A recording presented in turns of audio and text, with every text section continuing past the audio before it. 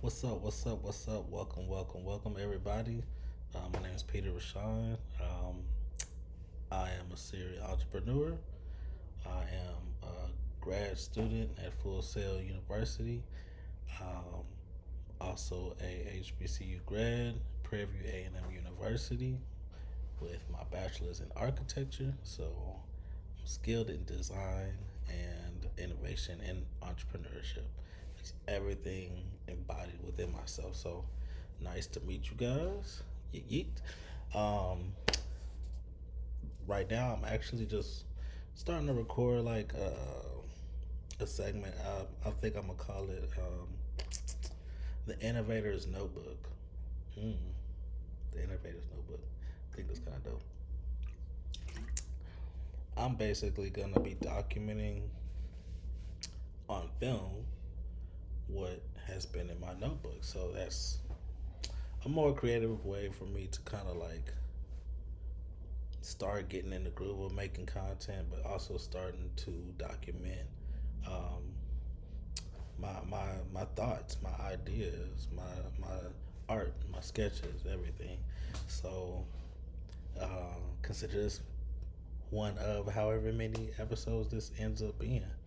Um, yeah, I'm just gonna go through my notebooks, going by different pages and seeing what I wrote down, what I sketched down, see if I can remember, see what kind of thought process was going through those times. You know what I'm saying? So, without further ado, let's go ahead and try to see what we got. All right. So, we got this first one here. You know what I'm saying? A little bust on some slight, you know what I'm saying? A little one subject notebook. It's thick enough, but again, like, all this stuff is like written ideas and things of that nature. It's just a lot. So, this is, I could have scanned all of these pages, but again, this is now being like documented on video. So, it's a different kind of appeal when you just have something scanned, and then when you can actually see and hear and relate to the stories of why we do the things that we do. So um, again, this is really just a episode, kind of probably just gonna analyze a page per episode or something, however I'm feeling. But again, this is the first time that I'm really like explaining to myself on camera till more views pop up, and then I'll be talking to y'all about, you know what I'm saying, like, why do I like sketch in my notebook sometimes with different ideas?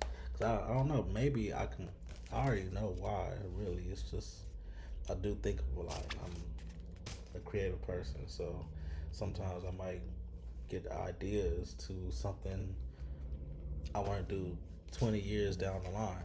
But because I have hopes that I'll be there and I have time and all of these different things that, can tie into those other factors that I want to experience in life, I just feel like, as long as I naturally feeling like I'm documenting my ideas, my thoughts, these are just different things that I could leave beyond me. And I constantly think about that sometimes. Like, what can I do as a creative person, as an entrepreneur, as an innovator? Like, what can I do today that can have an effect beyond my lifetime, beyond my kids' lifetime, like eons later, like before it doesn't matter. I mean, nobody's here on Earth, but I ain't trying to get dark. I just want to go through these little ideas. So let's take a look. All right, so I'll start very, very top. I will tell you here, random number. DMV investigator Mario Sinceros. You know what I'm saying? That's a case number. It's normally when people write case numbers, it's nothing good. But that was like a time period I was learning a lot about credit, learning about car buying processes and uh, getting hit for by a damn car dealership selling car they shouldn't have sold me. Had to get the DMV investigator on it, sucking them on their ass. You know, is it because like yo, that's one thing I'll talk about. Car dealerships. I'll make it short and sweet. Get pre-approved before you go. Um, let's see. I'll try to give you 5 tips on that issue. Yeah, get pre-approved before you go. To uh, make sure that there's no recalls for the car that you're actually looking at, year, model, and everything. Um, document everything as far as like who you talk to in the process of buying a car, because something goes down, might need to hold a lot more than one person accountable for a bad transaction. Um, 4, get gap insurance if you feel like you might need it or might not. But again, like sometimes things happen in life, and by the time your car gets repoed or um, you try to sell your car for X amount of dollars that you can get the value for, whatever else is left over that payment, if you have more payments to go, that's coming out of your pocket unless you have gap insurance to cover that in the midst of uh, getting your car repoed or actually selling it or trading it in or whatever. Anything that you're trying to get with the value of your car, if you still owe on your car, you're going to be paying that difference forever off top if you don't have gap insurance. So that's number 4. Number 5, in all things, choose wisely. Um, get the best gas mileage because things kind of moving into electric. Gas prices, to me, future wise, is fluctuating, but eventually, America, off top, I know, is going to be moving towards the electric aspect of things after like 2030. So it's just inevitable that something's going to be fluctuating with the gas, not only the prices, but the amount and access that you will have to it. So I'll say it like that. So those 5 things, if you can, get a hybrid or get an electric car. But if you're gonna get an electric car, make sure that you either stay in a house so you can just directly charge it home in your garage, or um, if you get the right kind of electric car, if it's got one of those portable chargers, then let me know because I'll invest in that manufacturer of that right there because that's already future wise. But um, I wouldn't stay in an apartment with an electric car unless they got electric chargers. Because otherwise, you be going to whatever locations, hopefully close, and hopefully with working machines to charge your car up. Because that's the last thing you want to do, day or nighttime, be in the wrong place, wrong time, because you got a broke down Tesla or something. Because you ain't charging it like your phone. Who knows? But yeah, that's what I got to say about that part. But here you can see it says building supply store, homes, wind power plant, metal factory, water, government building. Seems random as fuck. It's because it is, but it's really not. What it is that I normally play, well, not now, but I used to play The Sims on my phone. And on the Sims game, you basically build in the city.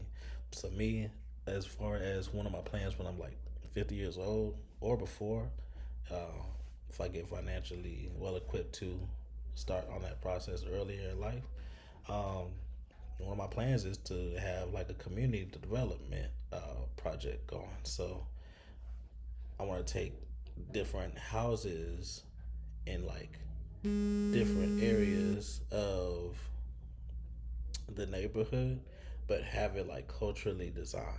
So like in this area, it's like nothing but like Africa-based homes. So you would see within the architecture how it's built, um, the different kind of like hieroglyphics or Africa related textures in the buildings of that. Same thing with this other area with like Chinese culture. Same thing over here with like Indian culture. Same thing over here with like Spanish culture.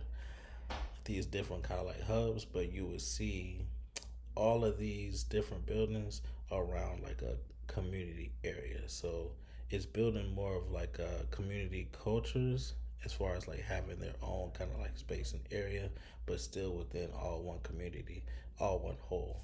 So that's just one of my ideas that I have um, later down the line. But I just thought the game was an interesting way for me to learn how a city was actually built. Because building a neighborhood, big community, communities grow. You know, at least every developer hopes so. So if that community grows into like a city beyond my lifetime, how do I get that started? How do you start a city? Like if I bought a whole bunch of land, like 2,000 acres or something, I wanted to have like a small city. How would I get it started? I mean, what do I need? So that's why I started with that game. And again, you would need a building supply store to create the things that you would use to create. So, as far as like having processes for um, manufacturing wood, manufacturing steel, so that way you can actually have the hammers and other different things. Manufacturing like the farmland, so you can have certain crops to provide to like different stores that would be selling to these different homes that you would have in the area. Having like multiple different kind of power plants or energy like resources, whether it be water, wind, solar, um, any kind of way that you would get like energy resources. What is it, and how does it operate, and how much of it do you need?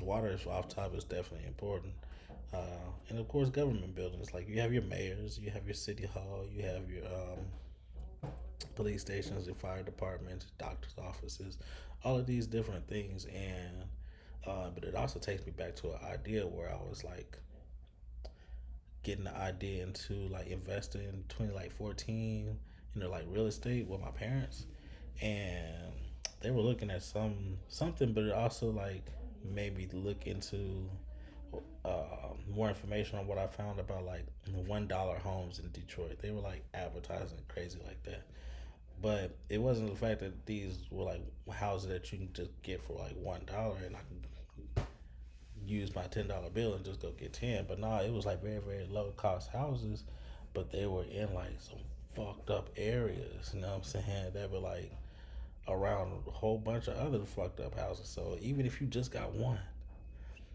you still in the fucked up neighborhood. So you fix your house jazzed up all you want. Lights come on, but you the only house on the block with lights on. You can't tell me that you just making yourself a target.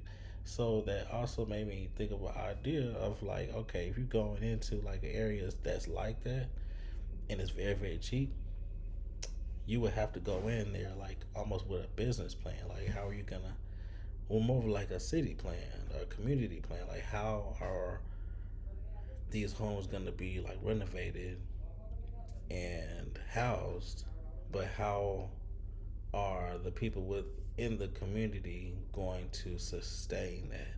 Like, where they're gonna work, what funding opportunities are available, um, all of these different things to make the crime less in the area. Once you start building, you still got people that's without so much, and you can't be the only one in that area with something. Sooner or later, the wolves is gonna eat your fucking food.